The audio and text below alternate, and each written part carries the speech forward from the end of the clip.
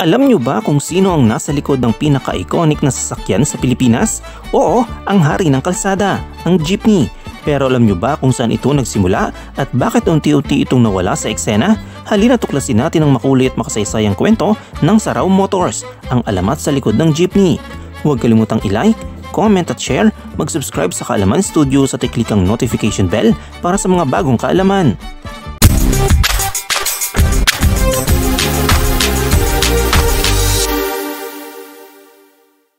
Noong 1950s, isang dating kutsero na si Leonardo Sarao ang nagtatag ng kumpanyang magpapabago sa mukha ng transportasyon sa bansa. Sa halagang 700 pesos lamang, sinimulan niya ang Sarao Motors. Mula sa backyard factory, unti-unting nabuo ang disenyo ng jeepney na kilala natin ngayon. May bubong, mahaba ang likod at open sa dulo para madaling makasakay ang pasahero.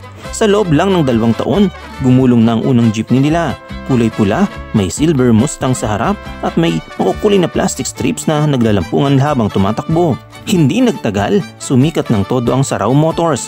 Ang jeepney nila naging simbolo ng Pilipinas, parang yellow cab sa New York o red double-decker sa London. Araw-araw, kaya nilang gumawa ng hanggang 20 jeepneys at may mahigit 400 workers sa Las Piñas factory.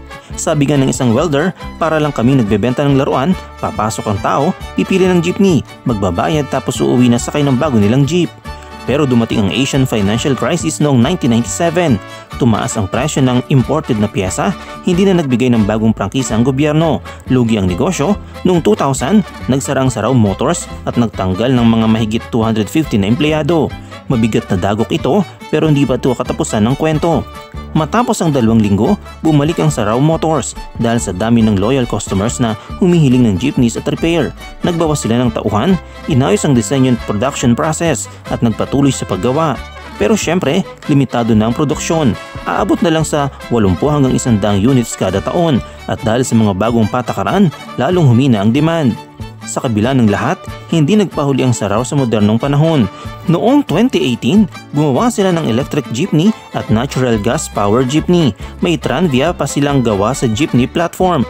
Oo, jeepney pa rin ang puso, pero eco-friendly na ang direksyon. Sabi ng Edgardo Sarao, patuloy pa rin silang gumagawa ng traditional na jeepneys kasi may demand pa rin. Ang kwento ng Sarao Motors ay kwento rin ng Pilipino. Malikhain, matatag at palaban. Isa itong paalaala na kahit anong unos, basta may determinasyon, kaya nating bumangon muli. Huwag kalimutang mag-like, mag-comment at mag-subscribe sa Kaalaman Studios at i-click mo na rin ang notification bell para sa mga bago pang kaalaman.